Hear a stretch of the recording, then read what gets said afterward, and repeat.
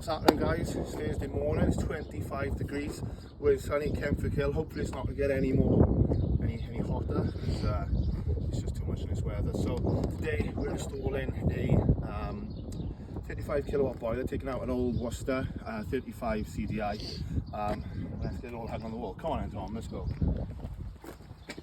Make it short and sharp and sweet. Okay.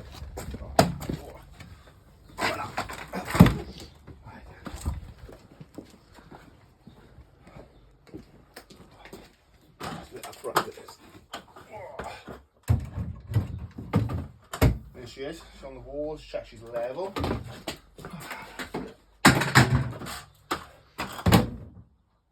Beautiful.